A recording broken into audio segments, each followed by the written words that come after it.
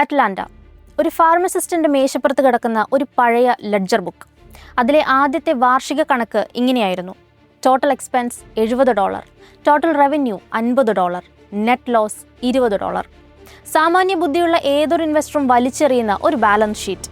പക്ഷേ ഇന്ന് ആ നെറ്റ് ലോസിൻ്റെ മാർക്കറ്റ് വാല്യൂ $260 ബില്യൺ ആണ്. ഭൂമിയിലെ 200 രാജ്യങ്ങളിൽ ഈ പ്രോഡക്റ്റ് വിൽക്കപ്പെടുന്നു. വെറുമൊരു പരാജയപ്പെട്ട മരുന്ന് ലോകത്തെ മുഴുവൻ അഡിക്റ്റാക്കി മാറ്റിയ ഒരു സാമ്രാജ്യമായി മാറിയത് വെറും ഭാഗ്യം കൊണ്ടല്ല, അതൊരു ഡാർക്ക് സൈക്കോളജിയാണ്. Let's decode the anatomy of Coca Cola.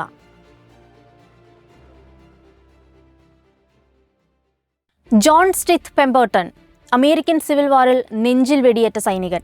വേദന സഹിക്കാൻ അയാൾ മോർഫിന് അടിമയായി. ആ അഡിക്ഷനിൽ നിന്ന് രക്ഷപ്പെടാൻ അയാൾ കണ്ടെത്തിയ എക്സിറ്റ് റൂട്ടായിരുന്നു കൊക്കക്കോള. അതൊരു ബിസിനസ് പ്ലാൻ ആയിരുന്നില്ല, അതൊരു സർവൈവൽ ഇൻസ്റ്റിങ്ക്റ്റ് ആയിരുന്നു. കൊക്കയിലും കോല നട്ട്സും ചേർത്ത ഒരു ബ്രെയിൻ ഹാക്ക്. പെമ്പർട്ടൺ മികച്ചൊരു കെമിസ്റ്റ് ആയിരുന്നു, പക്ഷേ സ്ട്രാറ്റജിയിൽ അയാൾ ഒരു വട്ടപൂജ്യമായിരുന്നു.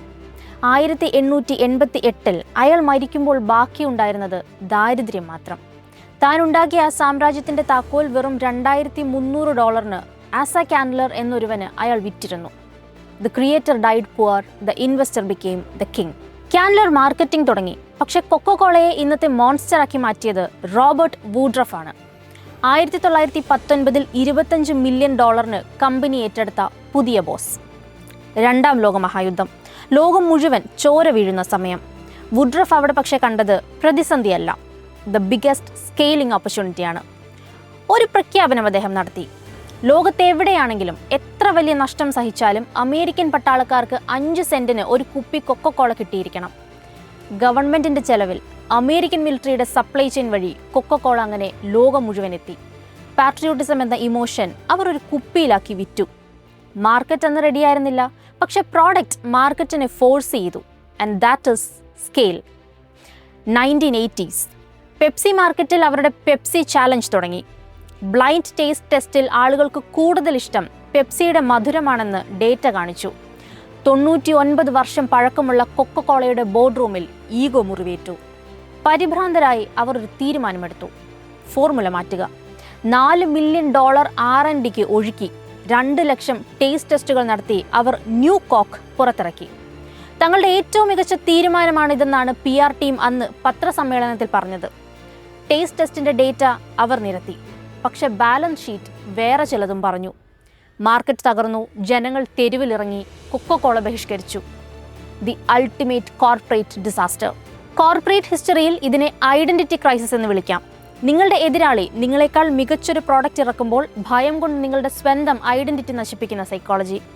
90കളിൽ ആപ്പിൾ വിൻഡോസിനെ ഭയപ്പെട്ട് തങ്ങളുടെ OS മറ്റുള്ളവർക്ക് ലൈസൻസ് ചെയ്യാൻ പോയതും ഇതേ ഭയം കൊണ്ടാണ്.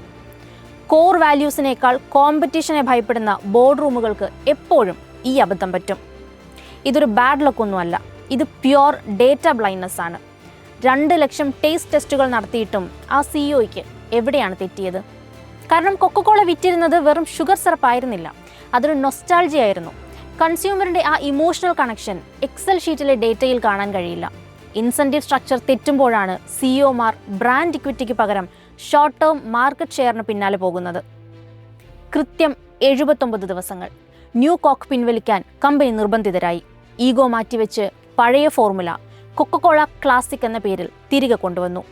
അതോടെ സെയിൽസ് ചരിത്രത്തിലെ ഏറ്റവും വലിയ കുതിച്ചുചാട്ടം നടത്തി. ചിലർ പറയും അതൊരു ജീനിയസ് മാർക്കറ്റിംഗ് തന്ത്രമായിരുന്നുവെന്ന്. അല്ല, അതൊരു ഹിമാലയൻ അബദ്ധമായിരുന്നു. തിരുത്താൻ കാണിച്ച വേഗത മാത്രമാണ് അവരെ രക്ഷിച്ചത്. കൊക്കക്കോളയുടെ ഈ ടൈം ലൈൻ ഇന്നത്തെ ഫൗണ്ടേഴ്സിന് നൽകുന്ന ഡേറ്റ പോയിന്റുകൾ വളരെ വ്യക്തമാണ്. 1. ഡേറ്റ എല്ലാം പറയില്ല.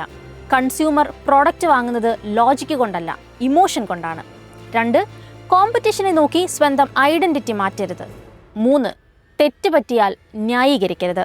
ഈഗോ മാറ്റിവെച്ച് പിവോട്ട് ചെയ്യുക. കണക്കുകൾ കള്ളം പറയില്ല, പക്ഷെ ചില തീരുമാനങ്ങൾ സാമ്രാജ്യങ്ങളെ ഇല്ലാതാക്കും.